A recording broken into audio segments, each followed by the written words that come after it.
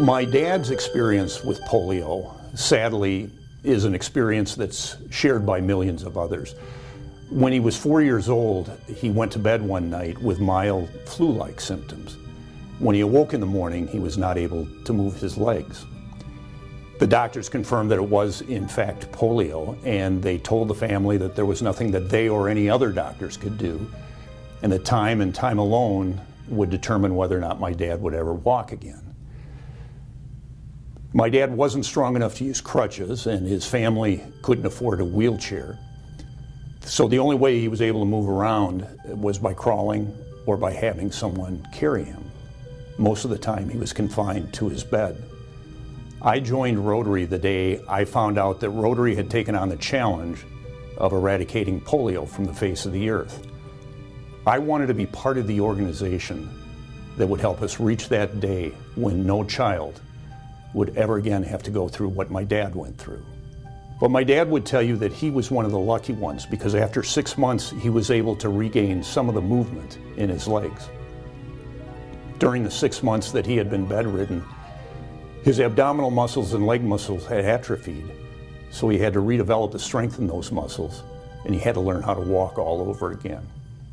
He did that by pulling himself up by the side of the bed, trying to take a step and falling down, pulling himself up again, trying to take another step and falling down, over and over and over, until finally one day he was able to walk again. For the rest of his childhood, other kids would make fun of the way that he walked, and for the rest of his life, even the most basic of tasks often required an extraordinary and exhausting effort.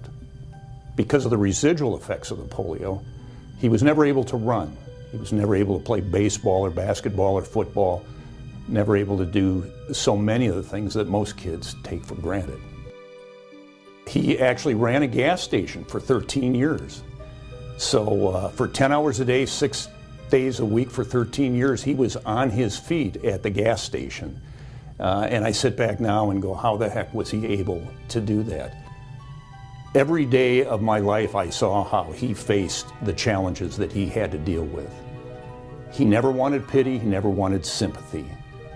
And rather than complain about the things that he could not do, he really appreciated and celebrated the things that he could do. Those are wonderful life lessons to learn from your dad. Every dollar that we raise for polio eradication has a significant effect on the lives of others. For the past 10 years, the Bill and Melinda Gates Foundation has matched every dollar that we've raised twice. So our $1 contribution is leveraged into a $3 contribution. And with that $3, Rotary can provide polio vaccine, along with vaccines for measles, tuberculosis, diphtheria, pertussis, and tetanus to 12 children.